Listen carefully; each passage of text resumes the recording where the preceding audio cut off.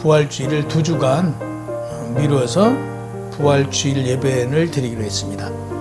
그래도 오늘이 부활주일이니까 부활주일의 유래에 대해서 다 같이 은혜 받는 시간을 갖겠습니다. 오늘 본문 고린도전서 15장 20절에서는 28절까지는 하나님께서 이 땅에 예수 그리스도를 보내셔 예수 그리스도께서 죽은 자를 살리신 내용이죠. 그래서 우리의 유월절 양 곧 그리스도께서 희생되었다라고 고린도전서 5장 7절에 말씀하고 있습니다. 그래서 유월절 어린 양 그러면 예수 그리스도를 나타내죠. 출애굽기 7장에서 10장까지는 하나님께서 바로가 강팍하여 그에게 10가지 재앙을 내리죠. 그 중에 장자의 죽음이 있는데 그 장자의 죽음을 피하기 위하여 어린 양의 피로 문설주에 발랐죠. 그리고 방 안에 있음으로 죽음으로부터 구원을 받습니다. 모세와 하나님을 믿었던 그들은 구원을 받았죠. 그와 마찬가지로 우리가 예수 그리스도를 믿음으로 예수 그리스도 어린 양을 통해서 우리는 죄에서 사함을 받고 또한 믿음으로 구원을 받았습니다. 우리의 구원은 어린 양의 피로 말미암아 구원을 받았습니다. 그제 금요일 날 성찬을 베푸시고 날이 샜습니다. 오늘 토요일 날 예수님께서 십자가에 못 박혀 주시고 오늘 이제 주일이 됐으니까 오늘 예수님께서 부활하신 날이죠. 1월 14일 예수님께서 제자들에게 그 성만찬을 베푸셨습니다. 그리고 성만찬 이후에 그 다음날 예수님께서는 어떻게 해요? 붙잡히시고 골고다 언덕길을 걸어서 십자가에 못 박히시고 죽으시죠. 십자가에 달려 죽으시기 전에 다 이루셨다라고 말씀하셨죠. 다 이루었다. 쉽게 해서 성경에 기록되어 있는 알레고리식 문자적인 내용을 하나님께서는 다 이루신다고 말씀하십니다. 그래서 유월절 절기는 2500년 동안 연례적으로 어린 양을 죽이고 요리하는 날이었습니다. 그날 예수님께서 십자가에 못 박혀 죽으신 것이죠. 그래서 유월절을 준비하는 날을 두고 예비일이라고 합니다. 그러니까 유월절, 무교절, 부활절이죠. 그러니까 지금 아까 말씀드린 대로 예수님께서는 제자들을 데리고 언제? 14일 날 금요일 밤에 성만찬을 거행했지 않습니까? 그죠? 그리고 15일 날이 무교절이고 그 다음 날이 부활절인데 이제 문제가 됐어요, 이게. 그러니까 소아시아 지역에서는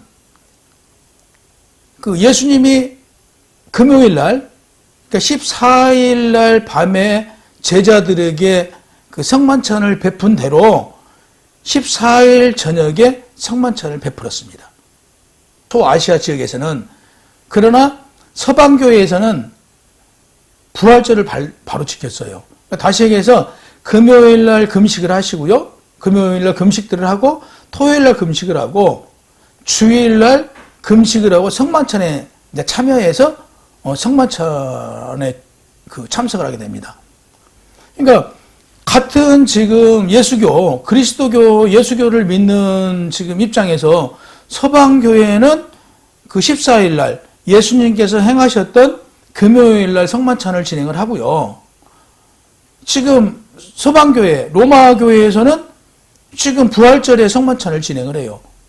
이러다 보니까 예수를 믿는 예수 교인들 사이에서도 다리 하나만 건너면 소아시아잖아요.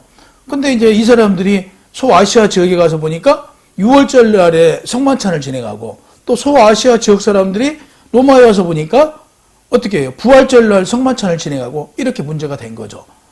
그러다 보니까 이게 문제가 되니까 이제 소아시아 지역의 서머나 교회의 감독 폴리캅이 이제 이 문제를 이제 감독이었어요, 당시에요. 폴리캅 감독이 이 문제를 가지고 서방교회 그 감독, 당시 서방교회 감독은 누구였냐면요, 황제였어요.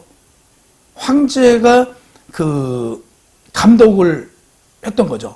그러니까 이제 폴리캅이 서방교회의 그 황제에게, 서방교회 감독에게 왜 예수님께서 그 성만찬을 6월절 날에 성만찬을 진행했는데 왜 성만찬을 진행하지 않고 그 다음날 무교절날에 무교절날을 또 지키지 않고 왜 성만찬을 부활절날을 지키고 있냐. 이건 예수님께서 행했던 것과 맞지 않다. 잘못됐다라고 얘기를 합니다. 그러면서 이제 그 폴리캅이 얘기를 합니다. 자기는 그 당시에 예수님이 그 세웠던 교회에서 지금까지 신앙생활을 하고 있고, 자기는 지금도 예수님 제자와 같이 그 교회에서 실질적으로 생활을 하면서 배웠다. 그리고 그 이후에 그 제자들이 같이 있으면서도 6월절 날에 성만찬을 했다라고 지금 폴리캅이 주장을 합니다. 그러나 당연히 로마 교회 감독은 누구라고 그랬어요? 로마 교회 감독은 그 나라 황제이다 보니까 그 황제가 폴리캅 얘기를 듣겠습니까? 안 듣잖아요. 그러니까 그 교황, 그 황제 이름이 아니체토라는 그 감독이었는데, 그거 결국에는 아무리 폴리캅이 그 주장을 해도 로마에서 진행되고 있는, 쉽게 해서 6월절에 성만찬을 하는 게 아니고 부활절에 성만찬을 진행이 이제 지속된 거예요. 그러다 보니까 이제 그 갈등이 심해졌겠죠. 그러다 그 서방교회 감독이었던 그 교황이 어떤 짓을 해요? 폴리캅을 화형시켜 버립니다. 무지무지한 일이 벌어진 거죠. 이런 상황이 벌어지다 보니까 소아시아 지역이나 그 신앙을 지키는 사람들이 어떻게 해요? 지금 6월절 날에, 예수님께서 6월절 날에 지금 성만찬을 했잖아요. 그러면 성만찬 하려고 그러면 지금 성만찬을 진행하면 어떻게 돼요? 탄압받잖아요. 로마 황제로부터. 그러니까 당시에 이제 그 산으로 올라간다든지 동굴로 들어간다든지 당시에 이제 그 뭐 사막으로 간다든지 이런 데 가가지고 그 신앙을 지키게 됐던 거죠. 참 안타까운 상황이 벌어집니다. 그러니까 그때가 그 155년경에 이제 그 폴리캅이 이제 그 일을 진행하고 이제 화형을 당하지만 그 이후에 여러분도 잘 알다시피 이제 325년에 니케 공회가 있잖아요. 니케 공회도 역시 마찬가지 지금 이 성만찬에 대해서 왜 지금 소아시아 지역에는 6월절 날 그 성만찬을 진행하고 무교절을 지키고 부활절을 지키는데 왜 로마 쪽에서는 그걸 지키지 않고 부활절에 성만찬 하느냐, 이걸 가지고 이제 논쟁을 했어요. 그러나 결국에는 이제 이걸 그 정립을 못하고 결국에 이제 소아시아는 소아시아 지역대로 서방교회, 로마교회는 로마교회대로 이제 각자 다른 그 성만찬을 진행했던 거죠. 이렇게 진행되다 보니까 이제 뭐 아무래도 어수선했겠죠, 서로. 그것도 예수를 믿는 이제 뭐 로마교회하고 왜 소아시아 교회가 틀리냐, 이제 이런 문제점들이 계속 나왔던 거죠. 그래서 그 이후에 니케아 제2차가 787년이죠. 787년에 니케아 공회를 그 황제가 소집합니다. 그때 황제가 그 소집하는데 이때 콘스탄티누스 1세였어요. 그 콘스탄티누스 1세가 왜 그 기독교의 소아시아하고 그 로마 교회하고 화합을 시키려고 했을까요? 당시에 이제 자기가 필요했던 거예요. 기독교를 하나로 만들어서 무슨 얘기예요? 자기가 그 안정시키려고. 그러니까 그때 당시 로마가 다 이제 평정을 했었잖아요. 이때 이제 그 제국을 안정시키기 위해서 불렀어요. 오늘날로 말하면 감독들, 그러니까 총회장이죠. 오늘날 총회장급 되는 사람들을 불렀는데 한 300명 정도가 왔답니다. 그런데 한 300명이 모여서 결국에 이제 그 소아시아 지역과 그 로마 교회가 이제 그 나름대로 회의를 진행했겠죠. 근데 누가 이기겠어요? 싸움하면요. 그건 두말할 것도 없잖아요. 황제가, 로마 교회의 황제가 속해 있는 쪽이 이기겠죠. 소아시아 지역이 당연히 분리할 수밖에 없는 거죠. 결국에 이 지금 그 6월절 날에 성만찬을 했던 것이 결국에 못하게 된 거죠. 합의가 됩니다. 어떻게 해요? 부활절 날에 성만찬을 하는 걸로. 그래서 지금 오늘날 우리가 서방교회를 그대로 본받아서 지금 우리가 그 부활절 날에 성만찬 하지 않습니까? 이게 그때 당시에 니케아 그 2차 공회에서 787년에 니케아 공회에서 결정이 됩니다. 어떻게 결정이 돼요? 지금 방금 말씀드린 대로 부활주일에 성만찬 하는 걸로요. 그러면 지금 원래 예수님께서 그 진행했던 것과는 다르지 않습니까? 달라요. 이게 이제 바뀐 거죠. 결국에. 그래서 6월절도 지켜지지 않고 또 무교절도 지켜지지 않고 바로 이어서 뭐예요? 부활절 날에 성만찬 하잖아요. 그래서 서방교회에서는 지금 우리 한국교회도 많이 들어와 있어요. 이때 되면 뭐예요? 부활절이 다가오면 금식기도 하잖아요. 금식하잖아요.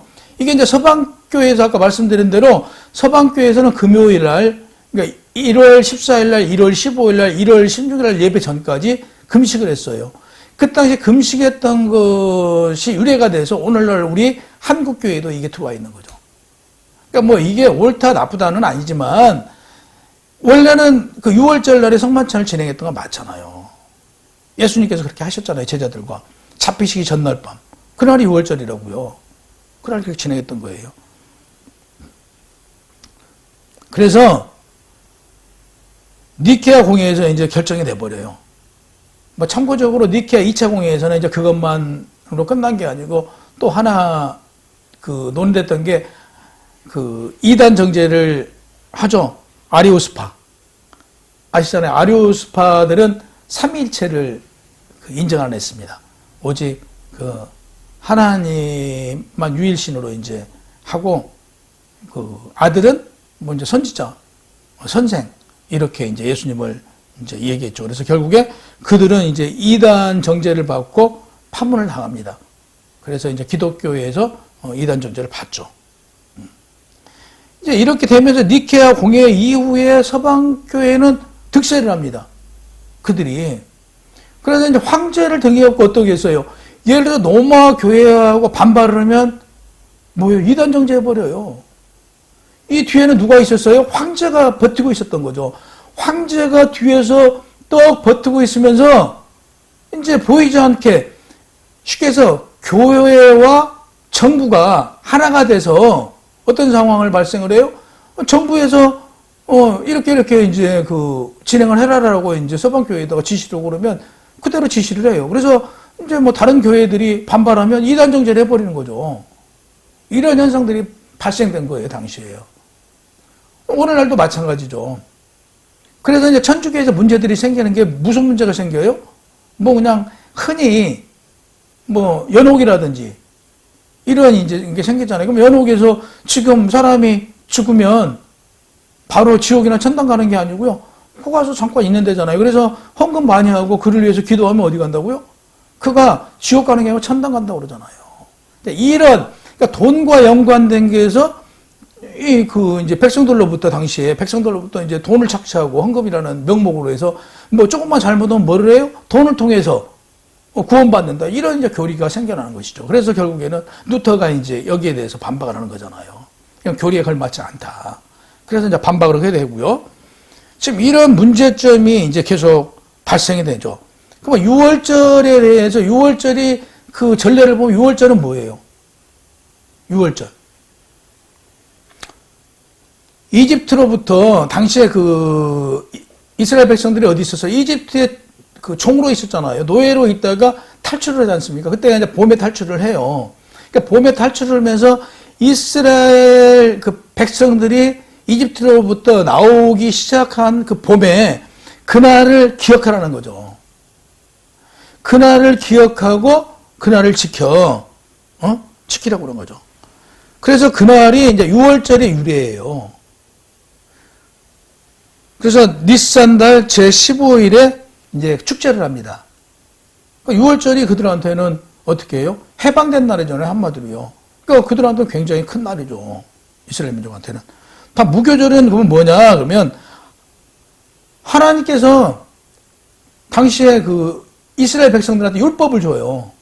모세를 통해서 율법을 주지 않습니까? 그 날을 기념하는 날이 무교절이에요. 그래서 그 날에 그 무교병을 먹잖아요.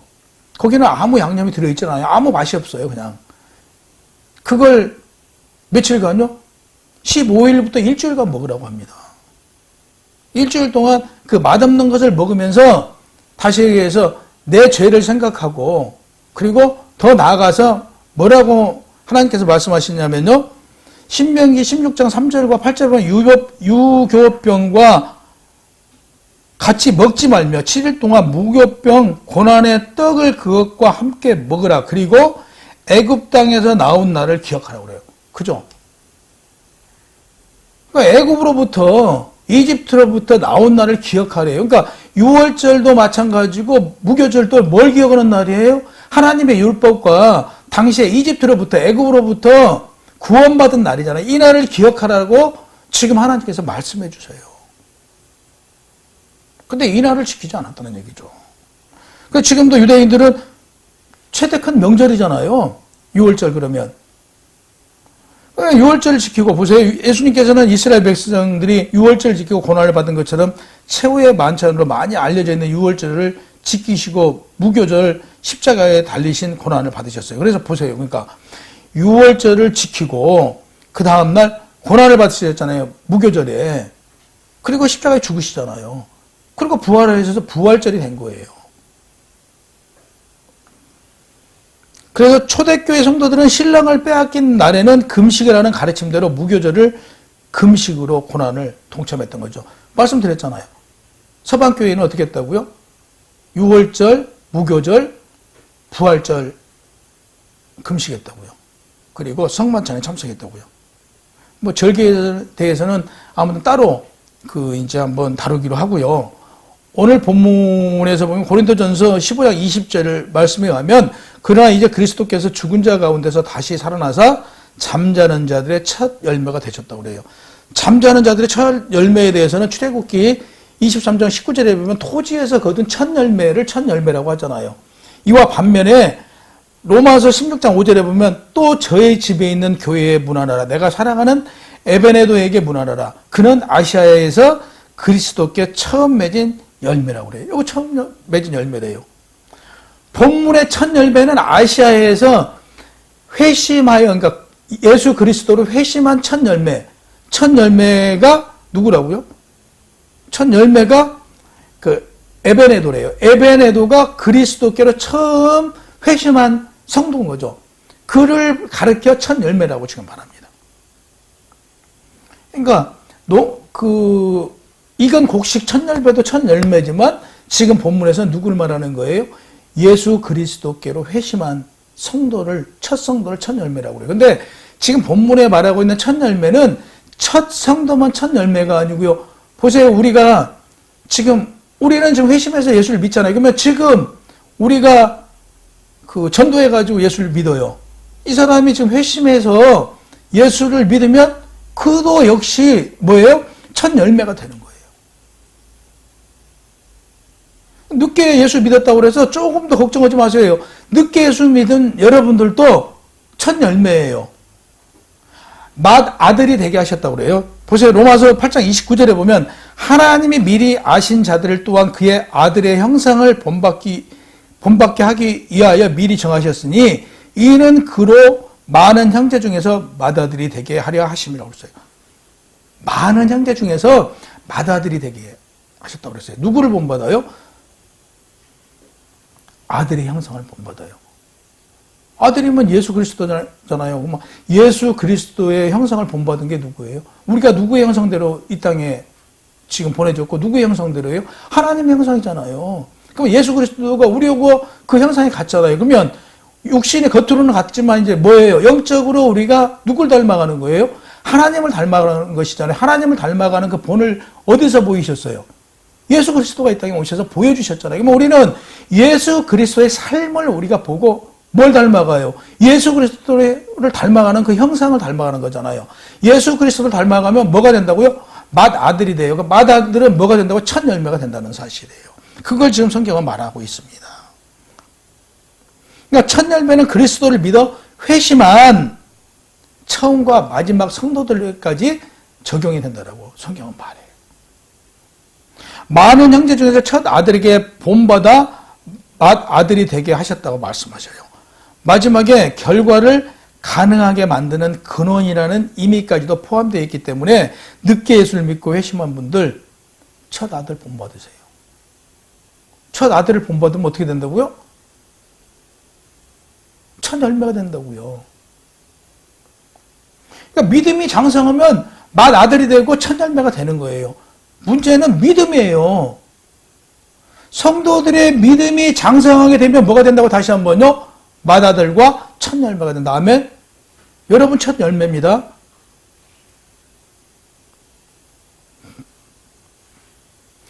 여러분 예수 그리스도가 십자가에 죽으심이 예수님을 위하여서 십자가 죽으신 건가요? 아니죠.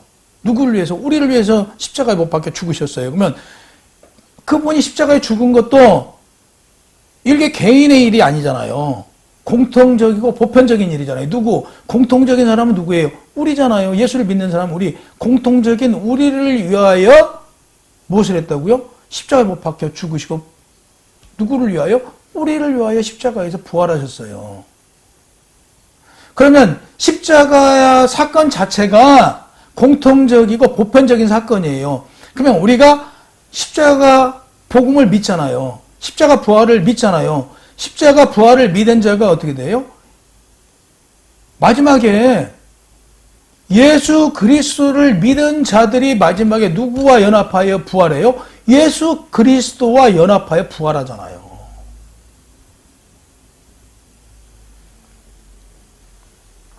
(21절에) 보니까 바울은 사망이 한 사람으로 말미암았으니 죽은 자의 부활도 한 사람으로 말미암았도다라고요. 첫사람 아담이 죄를 집니다. 중앙에 있는 생명나무 먹지 말라고 얘기했잖아요. 아담과 하와에게. 하와가 아담을 꼬셔요. 결국에 뭐예요? 아담이 하나님같이 되고자 욕심이 생기잖아요. 그래서 선악과를 먹어요. 그러므로 뭐가 생겼어요? 원죄가 우리에게 들어왔잖아요. 원죄가, 우리는 태어나면서부터 원죄가 들어오므로 우리 생명이 뭐예요? 죽은 생명이잖아요. 죽은 생명에게 누가 와서 예수 그리스도가 이 땅에 오심으로 말미암아 그를 믿어 우리가 새 생명을 받아요. 근데 그 새 생명이 어떻게 돼요? 옛사람이 우리가 십자가에 못 박혀 예수 그리스도와 함께 십자가에 못 박혀 죽잖아요. 죽고 예수 그리스도와 같이 부활을 했어요. 우리는 부활을 함으로 말미암아 우리가 뭘 얻었어요? 새 생명을 얻었잖아요. 지금 예수를 믿어서 십자가에 죽은 거예요. 그리고 우리는 새 생명을 얻어서 새 삶을 살고 있어요. 그게 누구로 말미암아? 예수로 말미암아. 그러니까 예수를 믿음으로, 두 번째 아담을 믿음으로 우리는 새 생명을 얻은 거예요.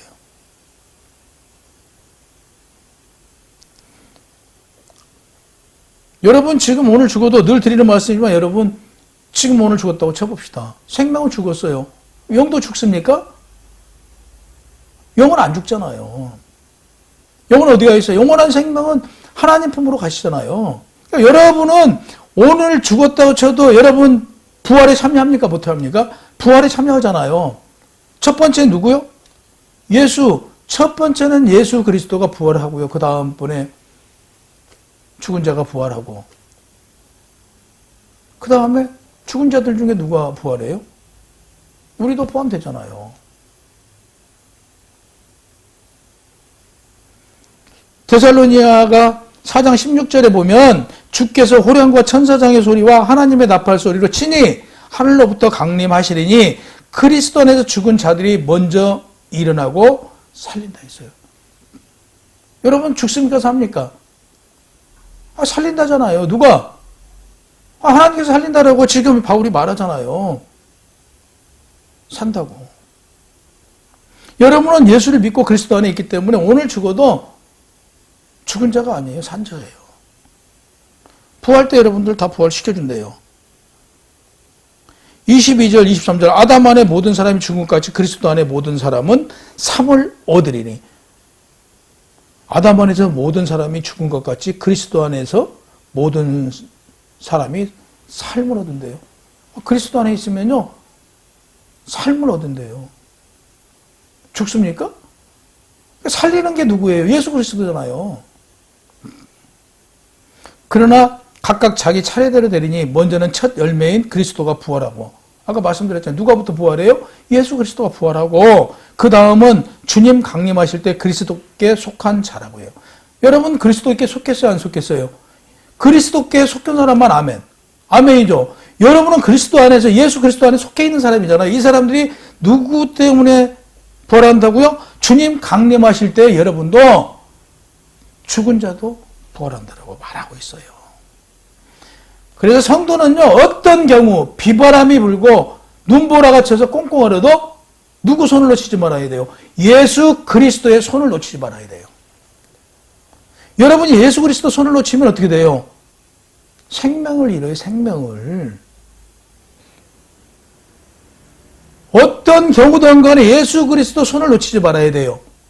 좀 쉽게 얘기하면 뭐냐면요, 배에서 내리지 말으라고요. 항해에서 내리지 마세요. 그럼 항해에서 안 내리려면 뭐예요? 주일에 공적 예배 참여해야 되는 거죠.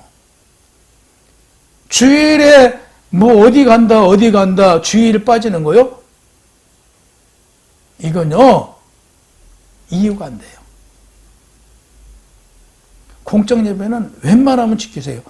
그런다고 해서 뭐 주일날 한번 빠졌다고 해서 여러분이 문제되는 것은 아니지만, 이게 예수 그리스도의 손이라는 말이에요.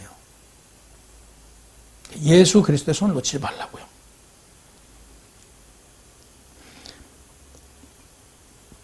보세요. 바울이 우리 모든 사람이 삶을 얻으리니라고 했어요. 여기서 지금 모든 사람이라고 지금 바울이 얘기해요. 그럼 바울이 플라톤주의나 실용주의, 보편적주의 철학자입니까? 아니잖아요. 바울은 신학자예요, 신학자. 그러면 신학자가 보편적이라는 얘기, 우리 모두라는 얘기를 해요, 신학자가. 그러면 세상 사람과 예수를 믿는 사람 모두를 포함해서 모두라고 표현할까요? 지금 본문에서 모든 사람은요, 예수 그리스도를 믿는 사람을 가리켜 모든 사람이라고 지금 얘기해요. 모든 사람이 뭐래요? 생명을, 삶을 얻으리니. 그래서 예수 그리스도 안에 있는 사람은요, 죽지 않고요, 삶을 얻은 것이에요. 아멘. 그래서 그리스도를 믿고 신뢰하는 사람이 지금 삶을 얻었다는 뜻입니다. 모든 권세와 권능을 멸하시고 나라를 아버지께 바칠 때라. 아들 예수와 성령이 하나님께 종속되는 것이 아니라 사역의 차이는 있지만요, 그 이용과 영광에 있어서 질적 차이가 없어요. 예수님이 하나님한테 속해 있는 사람입니까?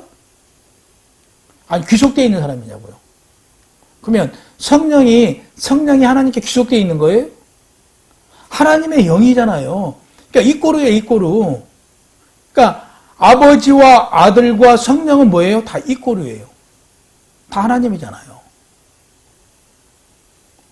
근데 여기서 지금 아버지께 바칠 때라 그러면 성경에 지금 구약과 신약은 누구 얘기예요? 예수 그리스도 얘기잖아요. 그러면 이 땅을 누구에 의해서 와요? 예수 그리스도가 우리를 사랑하셔서 오시지만 이때 예수 그리스도께 이 땅으로 가라고 하신 이가 누구예요? 아버지잖아요. 하나님. 그래서 중심은 누구예요? 중심은 하나님이라는 얘기죠. 그래서 여기서 아버지께 바친다는 뜻이에요.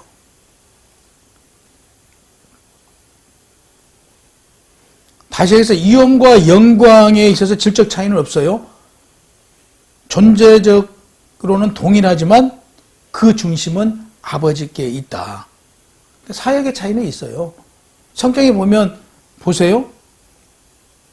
아버지가 진행하시는 사역이 있어요. 또 아들이 진행하는 사역이 있죠. 또 성령의 사역이 있죠. 성경에는 정확히 보면 나눠집니다. 또 이걸 짚다 보면 시간이 많이 가니까 성경에 나눠져 있어요. 하나님께서 하시는 일, 아들 예수가 하는 일, 성령이 하는 일, 다 나눠져 있어요. 다음에 이것도 이제 한번 다시 하기로 하고요. 기회 되실 때마다 보세요.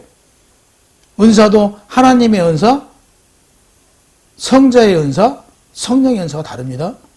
성경은 분명히 아버지의 역할, 그 아들의 역할, 성령의 역할이 분명히 다르게 기록되어 있습니다. 25절은 그가 모든 원수를 발 아래 둘 때까지 왕노릇 하리니, 본 내용은 시편 110장 1절에 여호와께서 내 주에게 말씀하시기를 내가 내 원수들로 내 발판이 되게 하기까지 너는 내 오른쪽에 앉아 있으라 하셨도다. 본 말씀을 응용한 말씀이죠. 여러분은 하나님은 어떤 분이세요? 여러분에게 하나님은 어떤 분이세요? 한번 지금 생각해 보세요. 하나님이 지금 여러분들한테 어떤 분이세요? 그냥 아버지죠?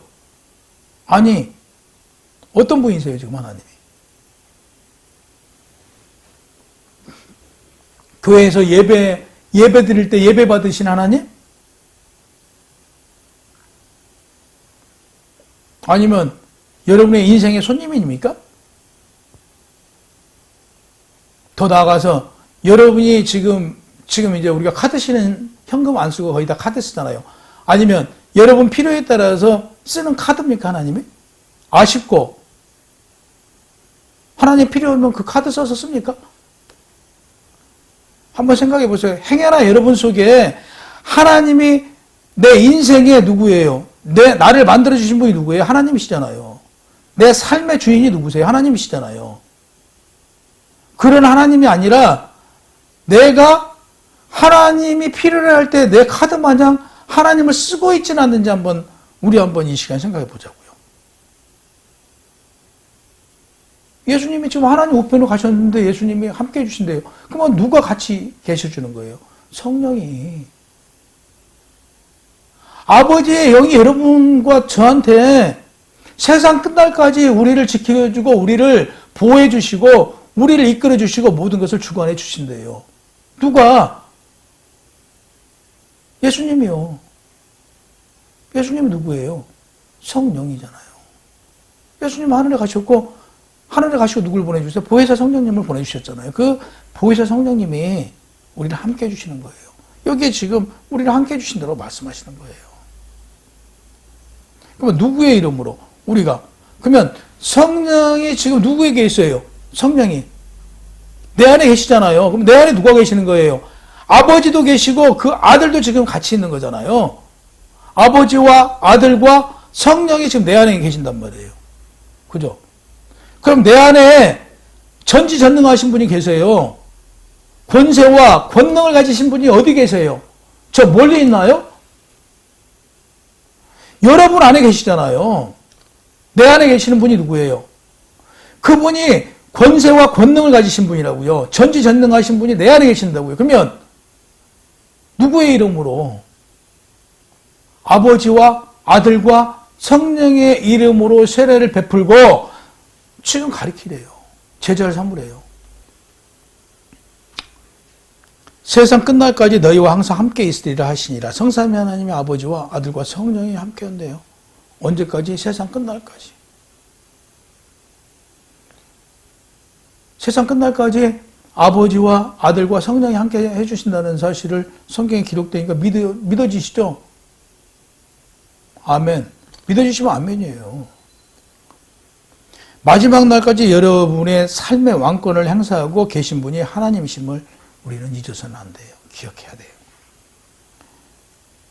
26절인가 맨 나중에 멸망받은 원수는 사망이니라. 이는 사망 곧 마귀 사탄 원수와 모든 죄악된 세력들이 그리스도 안에서 잠자는 모든 사람들이 그리스도와 연합하여 부활할 때 멸망한대요. 우리는 멸망하지 않죠. 예수를 믿는 사람은 멸망이 없어요. 육은 죽어도 영은 죽지 않잖아요. 그걸 지금 하나님께서 보여주셨잖아요. 하나님께서 십자가에 못 박혀 육은 장사 지냈잖아요. 근데 그 영은 어디 계세요? 하나님 우편에. 예수님은 지금 십자가에 못 박혀 부활하셨잖아요. 그 영이 어디 가 계세요? 하나님 우편에 가서 계시잖아요. 사실 안 죽어도 돼요, 하나님이요. 우리 때문에 지금 우리 죄 때문에 죽어주신 거잖아요. 그와 마찬가지로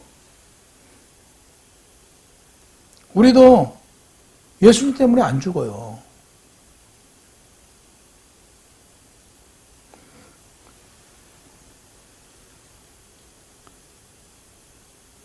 연합하여 부활할 때 나쁜 세력들은 다 멸망을 한대요. 27절과 28절에 보면 만물이 그에게 복종하실 때에는 아들 자신도 그때의 만물을 자기에게 복종하신 이에게 복종하게 하리니 이는 하나님이 만유의 주로서 만유 안에 계시라 하심이라. 만물이 그의 발 아래 두셨다 하셨으니 만물이 아래에 둔다 말씀하실 때 만물을 그의 아래에 두시니가 그 중에 들지 아니한 게 분명하도다. 보세요. 믿지 않는 사람은요, 어떻게 해요?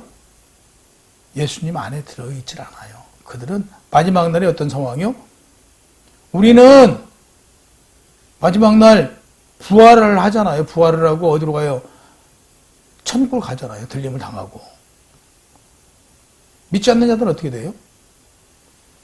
다 지옥 가겠죠, 뭐.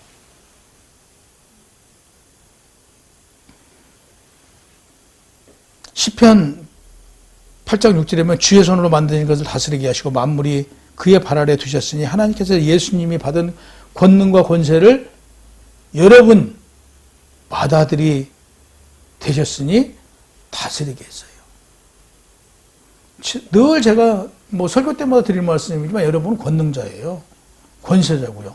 맏아들이에요. 맏아들은 뭘 받아요? 아버지로부터 상속을 받잖아요.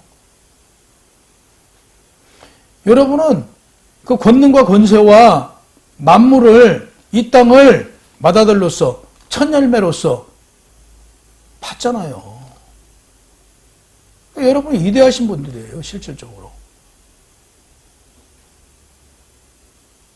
세상 모든 것을 여러분과 제 발 아래 두시겠대요. 그걸 다스리라고. 복종하신 이에게 복종하게 되리니 하나님의 아들이신 예수님께서 이 땅에 오실 때 하나님의 강압적으로 오지 않았다는 것을 지금 말합니다. 예수님께서 이 땅을 좋아하시고 하나님의 피조물들을 사랑해 우리를 사랑하셨기 때문에 아버지 하나님, 야 아들 너 가서 이 땅에 가해서 온 게 아니라는 얘기예요. 예수 그리스도가 아버지하고 상의한 바 네가 가서. 왜요? 다른 사람은 구원할 수 없으니까. 다른 사람은 구원을 못하잖아요. 그래 네가 가서 성령으로 잉태하여 누구를 구해요? 네가 피조물들을 구원하고. 원래 누구예요 우리가요? 하나님 나라. 구약이면 백성이고 지금 우리 하나님 나라 아들이잖아요. 그거잖아요. 그래서 다시 아들들을 구원하신 거죠. 그래서 우리는 이제 하나님의 아들로 잘해야 돼요. 여러분들한테 지금 첫 열매라고 지금 하나님께서 말씀하세요. 그리고 맏아들이래요. 예수를 보내요. 예수를 보내요. 그 첫 열매를 우리가 닮아가면 우리를 첫 열매로 인정해 주시겠대요. 여러분도 첫 열매가 되셔야 되고 맏아들로서 상속도 받아야 되는 거죠. 하나님 나라 부흥을 위하여 부활주일 오늘 이제 부활주일 예배는 뭐 다다음 주에 드리겠지만 오늘 부활주일의 유래 그리고 예수님께서 행하셨던 일을 이제 바울을 통해서 뭐 오늘 많은 얘기를 들었지만 오늘 말씀을 가지고 우리는 승리해야겠죠. 그래서 여러분과 저는 늘 뭘 생각해야 돼요? 권능자다. 하나님의 누구예요? 아들이라. 첫 열매로서 첫 열매답게 삶을 통해서 세상의 복음을 전하는 자들이어야 되잖아요. 세상의 복음을 삶으로 전하고 정말 나눌 수 있는 사람. 성경을 한마디로 얘기하면 사랑이에요. 사랑해요. 여러분 사랑해요. 저. 여러분도 더 사랑해 주시고 그게 성경이에요. 그래서 하여간 사랑 가득한 예수님이 죽으신 것도 사랑 때문에 죽으셨듯이 사랑 가득한 이 한 주가 되시기를 주님의 이름으로 축원합니다.